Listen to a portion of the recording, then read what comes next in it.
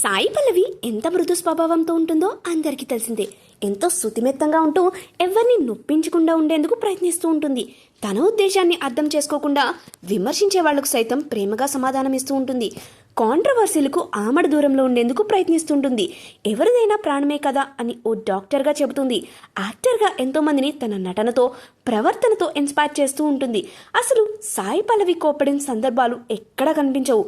ఆమె ఎక్కడ కనిపించినా నిండైన కట్టుతో నిండైన ముఖారవిందంతో కనిపిస్తూ ఉంటుంది. అలాంటి సాయి పల్లవి తాజాగా మాటల్లోనే తన ఉగ్ర రూపాన్ని చూపించింది. తమిళంలో ఓ మీడియా సంస్థ సాయి పల్లవి మీద ఓ రూమర్ రాసుకొచ్చింది. వాటిని చూసి సాయి పల్లవికి చిర్రెత్తుకొచ్చింది. ఇలాంటివి ఇంకోసారి రాస్తే మామూలుగా ఉండదు, లీగల్గా యాక్షన్ ఎదుర్కోవాల్సి ఉంటుంది అంటూ సాయి పల్లవి మాస్ వార్నింగ్ ఇచ్చింది.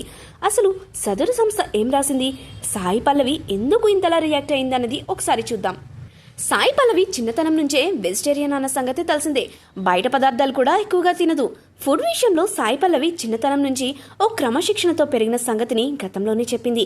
అయితే రామాయణ మూవీ కోసమే సాయి పల్లవి ఇప్పుడు ఇలా ఉంటుందని, బయట ఫుడ్ని తినడం లేదని, నాన్ వెజ్ అసలే ముట్టడం లేదని ఇలా తమకు తెలిసిన మ్యాటర్ను రాసుకొచ్చారు. కేవలం రామాయణం సినిమాలో నటిస్తుంది కాబట్టే అలా చేస్తుందనే మీనింగ్ అందులో ఉంది.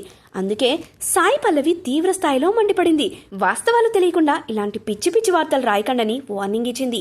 తాను అసలు రూమర్లు బేస్లెస్ వార్తల్ని చూసి పట్టించుకోనని, కానీ ఇప్పుడు ఇలాంటి పిచ్చి రాతల్ని చూసి మాట్లాడక తప్పని పరిస్థితి ఏర్పడిందని చెప్పుకొచ్చింది.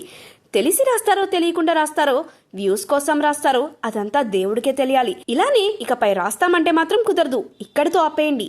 నా సినిమా రిలీజ్ టైంలో, అనౌన్స్మెంట్ టైంలో ఇలాంటివి రాస్తే ఊరుకొనిది లేదు.